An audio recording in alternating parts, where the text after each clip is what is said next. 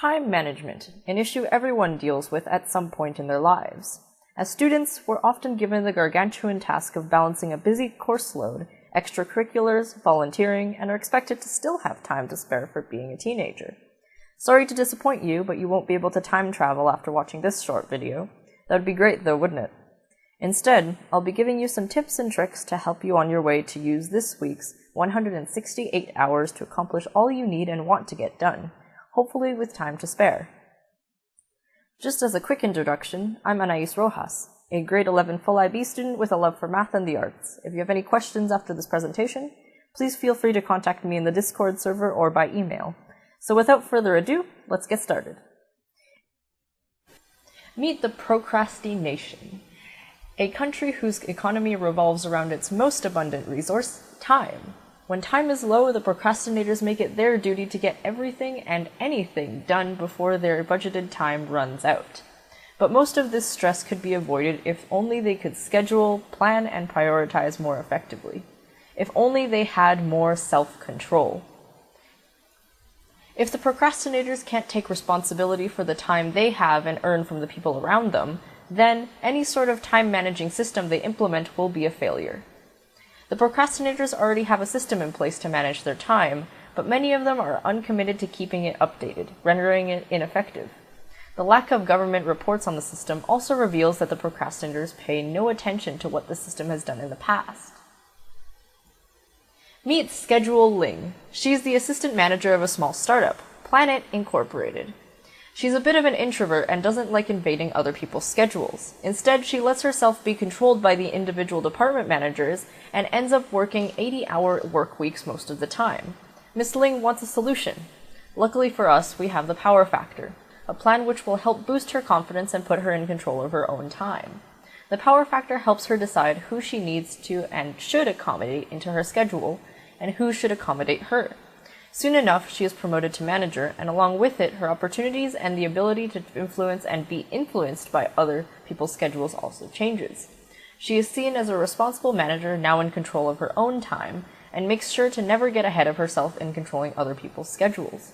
When organizing conferences with other startup managers, she always makes sure to let the busiest managers decide on the dates, so she is able to organize everyone else around the busy beaver's best times to meet. Miss Ling is able to effectively lead her team and anyone feels comfortable talking to her. Miss Ling values the time she spends with others and makes sure to plan important things far in advance. Because of this, she feels comfortable knowing where she should be at a given time and looks even more in control with the people who can trust her with her time. However, in a small startup, her circumstances can change, and she soon learns that it is often more time-consuming to remove herself from a pre-planned situation which has taken priority in her life.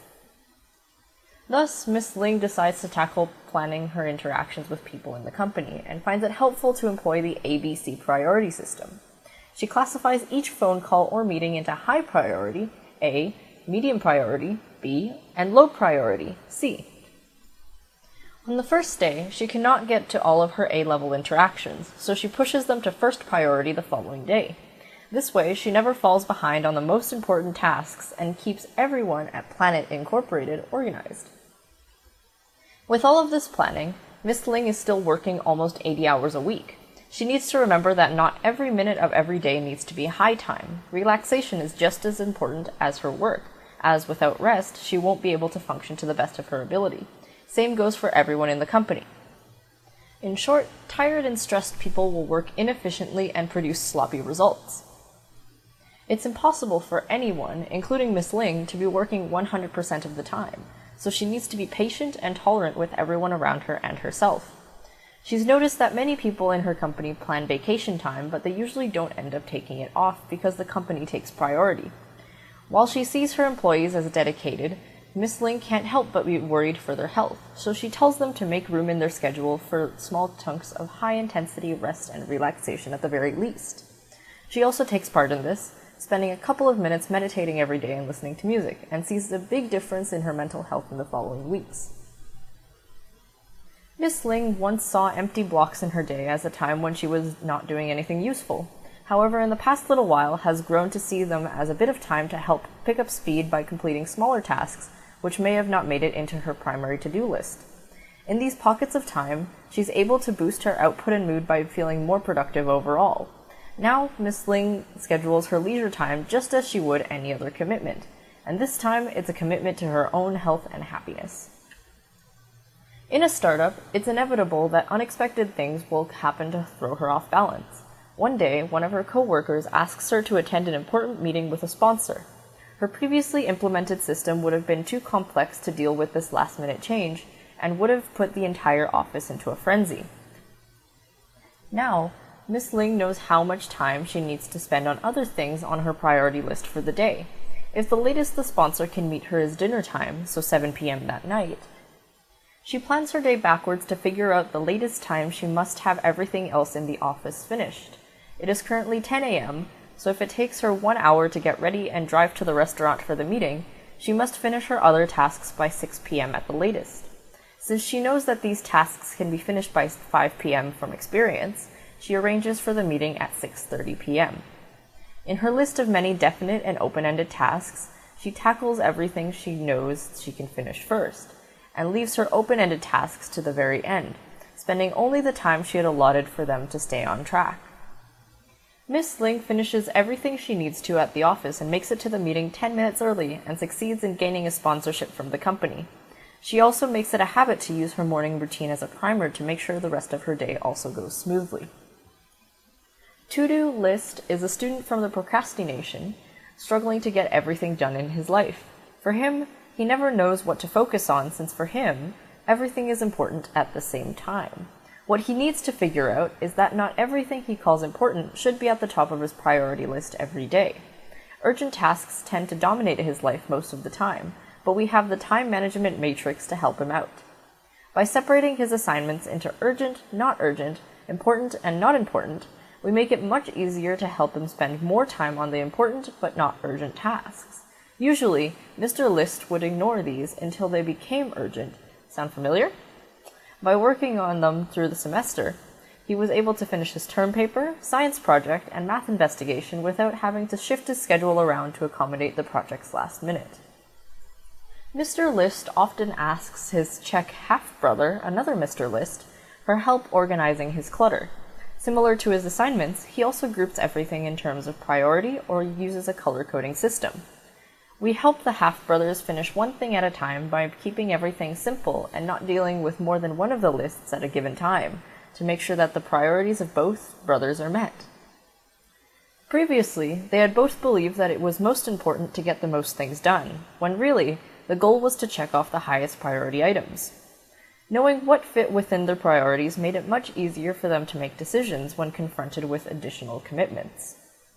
The List brothers are both very ambitious, so they can get ahead of themselves with their expectations. They often end up with too much to do in a short amount of time, decreasing their net productivity because of the time they spend arguing about how everything will get done. For them, it is important that they tackle one task at a time and don't get caught up in the furnishing. Disappointments in life are inevitable, but they can be avoided if they stay realistic. Tudu wants to organize a fundraiser to bring smartboards into local schools. However, his brother tells him to make sure that his goal reflects the values of the smartboard company. He needs to outline exactly what schools he plans on helping, how many boards count as a success, if this is feasible within a certain time interval, if it is necessary and relevant, and how much time he will have to accomplish his goal. His brother decides to use an app to track the donations via a crowdfunding website, and advertises the campaign to his local university and community centers. In 6 months, the Lists have provided local schools with a total of 200 new smartboards and have been recognized as leaders in the local community. After this success, the List brothers are busier than ever. However, their new office is a complete mess, and they aren't able to do their work efficiently. The two brothers need to get rid of mental and physical clutter before they can manage their time effectively and reach the productive zone again.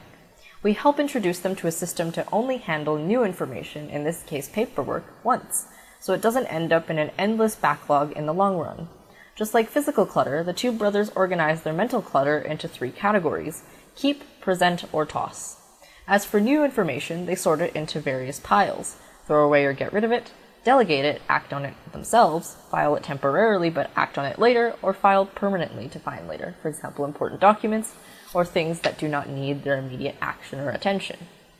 As students of the procrastination, the List brothers constantly find themselves short of time. While organization and decluttering has helped, they need to break their tasks into smaller segments and stay motivated with snacks or a walk in the park every so often. Many people of the procrastination believe that tackling everything at once and switching between tasks frequently is the way to go.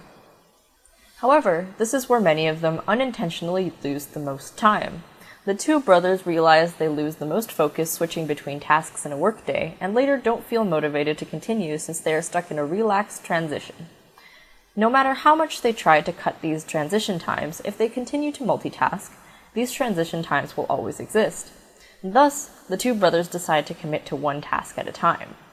Before this change, the two brothers were unable to stay focused on one task for an extended time, as they were accustomed to an ever-changing environment. As a result, the Lists have more time for high-intensity fun and enjoy going out into nature for camping trips with friends. Of course, many of the procrastination are perpetually stressed. However, a recent government study by the procrastination has discovered that people from other countries with a lower average stress level tend to lead more successful and happier lives. Often, these people would be the CEOs of many large corporations within the procrastination. All of them had something in common. All were able to control their busy lives and schedule time to recharge.